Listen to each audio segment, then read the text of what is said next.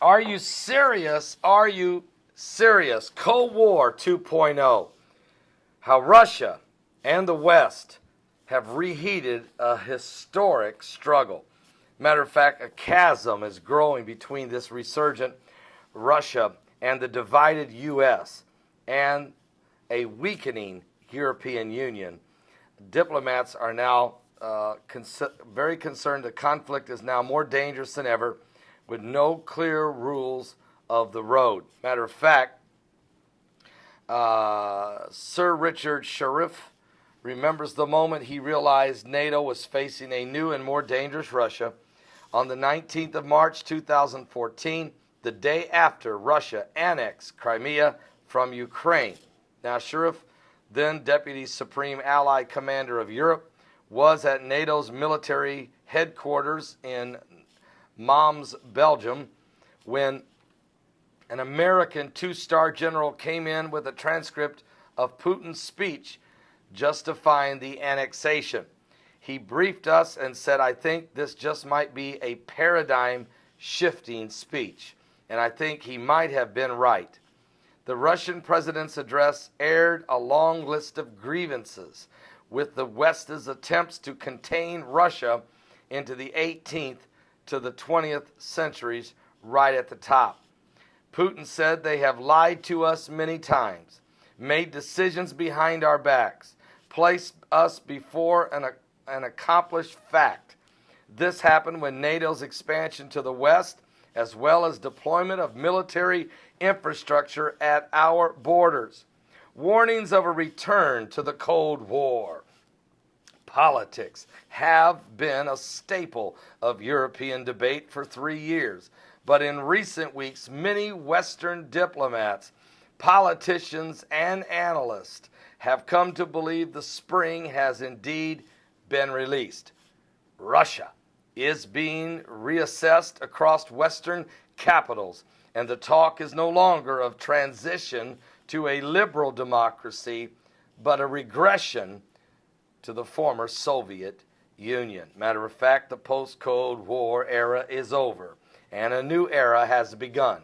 Cold War 2.0, and different in character, but potentially as menacing and founded not just on competing interests, but competing values. The French foreign minister said that reality is that behind the appearance of the consensus, a form of world disorder took hold. We are now paying the price for errors of assessment that gave Westerners a feeling of comfort for the last 2 decades.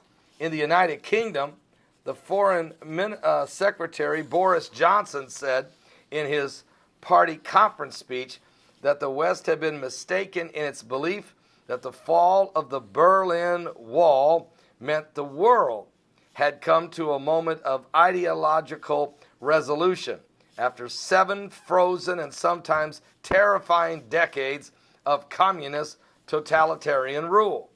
Others, such as Sir John Sowers, the former head of MI6, warned, we are moving into an area that is as dangerous, if not more dangerous, as the Cold War, because we do not have a focus on a strategic relationship between Moscow and Washington.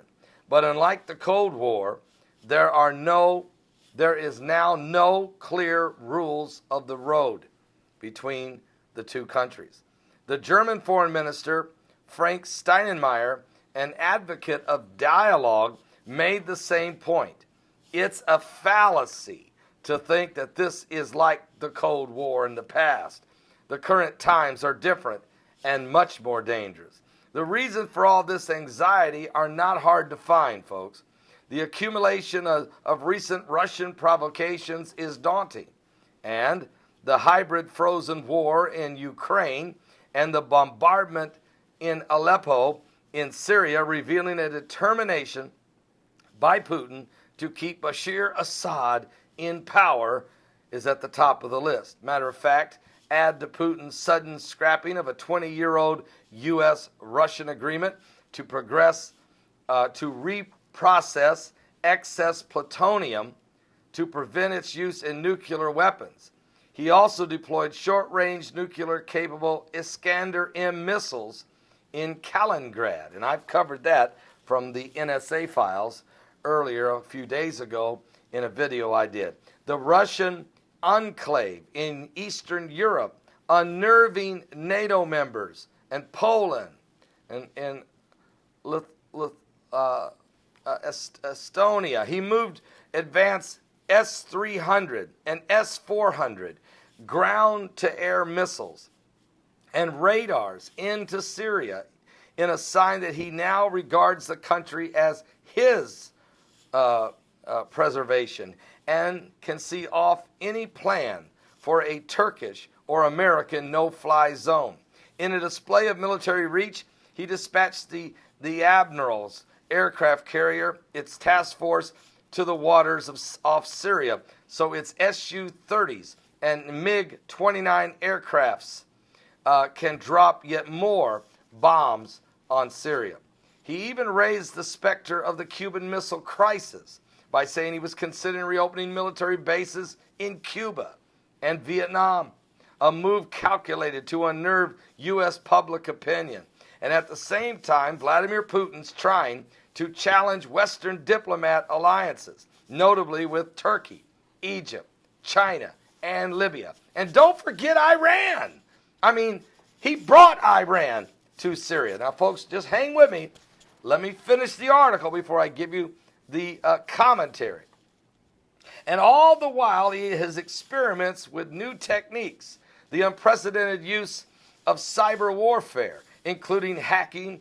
Did he? I don't know if he did or not. This is The Guardian I'm reading. The hacking of the Democratic politicians' emails, wider use of information wars to destabilize the Baltics or fund parties of the right in Eastern Europe. The only common factor apart from the aggression is his unpredictability, adding to Putin's self-image as a master of political intrigue. Putin hopes he is striking at a moment of particular Western vulnerability, making the West look flat-footed. Hugo Suave, a foreign minister under David Cameron, explained, "The truth is that the American increasingly absorbed by sometimes surreal presidential election.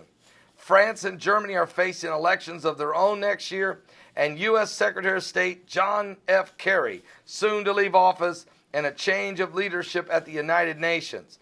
A degree of paralysis has entered into our relationship with Russia.